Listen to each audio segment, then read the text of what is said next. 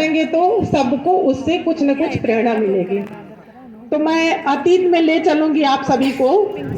जनवरी 2010 में 2006 में हम लोग की पोस्टिंग हुई और जुलाई 2004 से हम लोग का प्रशिक्षण हो रहा था प्राथमिक विद्यालय मुस्तफाबाद में।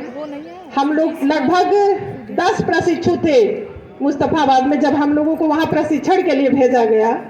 और एज ए प्रशिक्षण वहां पे मात्र 2 कमरे, 1 बरामदा था, किचन भी बहुत छोटा मोटा था। और क्या परिस्थितियां थी आज के 10-15 साल पहले 2004 में हम लोग को बैठने के लिए कुर्सियां तक नहीं थी। और वहाँ की जो प्रधानाध्यापिका थी उन्होंने कहा कि मैडम आप लोग अपने घर से कुर्सियां लेके आइए, क्योंकि यहाँ कोई व्यवस्था नहीं है, ना ही हमको सरकार से कोई ग्रांट मिलता है और ना ही उनके पास ऐसी कोई सुविधा थी कि वो हम लोग को बैठने के लिए चेयर या कुर्सियां दे सके। तो ऐसे अतीत से चल के हम आए हैं कि जहां हमको बैठने तक की सुविधा नहीं थी और आज हम कहां पहुंचे हैं। तो ये देन किसकी है? मिशन प्रेरणा की है। मिशन प्रेरणा के द्वारा आदरणीय डीजी सर के द्वारा हमें जो मूलभूत सुविधाएं 14 पैरामीटर, जिसकी विधिवत चर्चा हमारे संजय सर ने यहाँ किया है कि 14 पैरामीटर पर हमें मतलब हमारे विद्यालयों में तमाम तरह की सुविधाएं हुई। शौचालय नहीं था, हैंड पाइप नहीं था, बाउंड्री नहीं थी, कमरे तो लगभग थे लेकिन बाउंड्री नहीं थी। तो ये जो मिशन प्रेरणा में हमको सबसे पहले जो फायदा हुआ है वो हुआ है हमारे 14 पैरामीटर मूलभूत जो सुविधाएं हमें स्कूल में चाहिए वो हुआ। और एक प्रधानाध्यापिका के रूप में प्राथमिक विद्यालय चकताली में मैंने किन किन चुनौतियों का सामना किया, कैसे अपने विद्यालय को अच्छा बनाने का प्रयास किया, उसको भी आप लोगों से जरूर साझा करूंगी, आप लोग का आशीर्वाद चाहूंगी।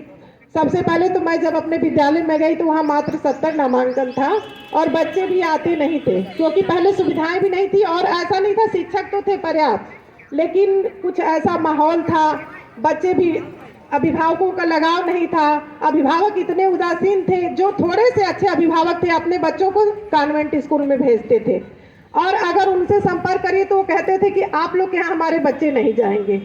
अब चूंकि आप अपने लोग हैं, ऐसा नहीं है जैसे कोई बाहर का होता तो मुझे संकोच लगता है। सर भी अपने हैं, आप लोग भी अपने हैं।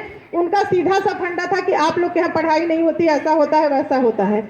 और एक एक घर जाके उनको मैंने विश्वास दिलाया कि आप लोग विश्वास करिए, सुविधाएं व्यवस्थाएं बदल गई हैं, सुविधाएं बदल गई हैं, हर चीज बदल गया है। और जो शिक्षक अब प्राइमरी में जो शिक्षक आ रहे हैं वैसे शिक्षक आपके प्राइवेट स्कूलों में नहीं मिलेंगे, ना तो वो उन बच्चों के साथ उतना मेहनत करेंगे और जो चीज हम लोग करेंगे, जितना अच्छे से हम लोग पढ़ाएंगे या जो सुविधा हमारे यहाँ धीरे धीरे करके हो रही है वो वहाँ नहीं मिलेगी।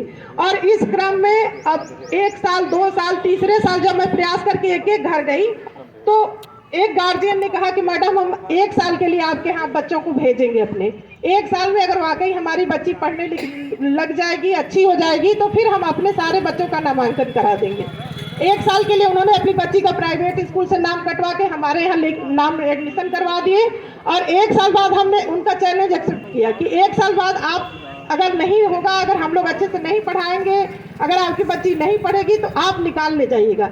और उसका परिणाम ये हुआ कि उनके 4 बच्चे थे, 1 साल के बाद उसको निकालने के बजाय चारों बच्चों का नाम अपने हमारे यहाँ लिखवाए। और इस तरह से धीरे धीरे